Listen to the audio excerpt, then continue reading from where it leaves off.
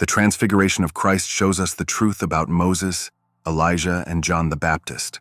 Part 16.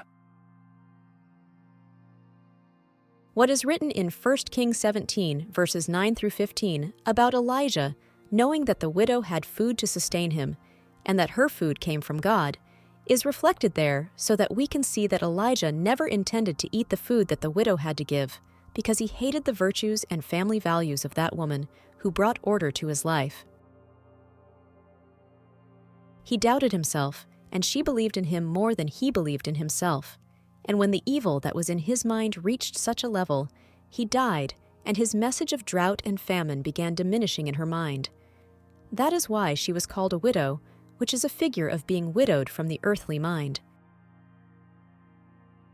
Elijah took the woman's child with the intention of killing him, but it was he himself who ended up dying because there were no good thoughts in him toward that woman who is the Christ and the wife of God the Father.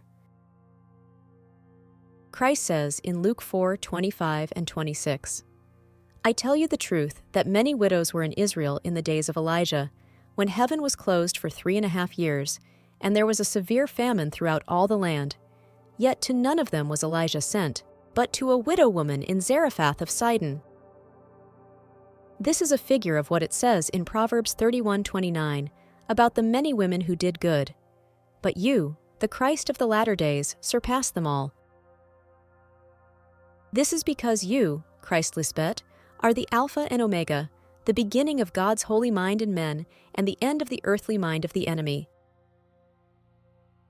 The phrase "in the days of Elijah" shows us that it was a time of great famine, of crisis and judgment in Israel, because before Christ is manifested, there is already an Antichrist, a false prophet like Elijah, who always brings chaos to the minds with the objective of reaching the woman, the Christ, to deceive her.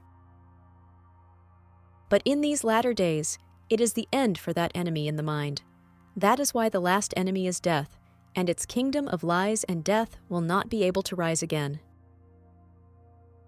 Today, Christ Lisbeth says, with the same certainty and conviction, as on the day she was resurrected by God the Father, of when we saw her transfiguration, "From the hand of Sheol I will redeem you, I will deliver you from death. O death, I am your death, and I am your destruction, O Sheol. Compassion will be hidden from my sight. Amen." To be continued.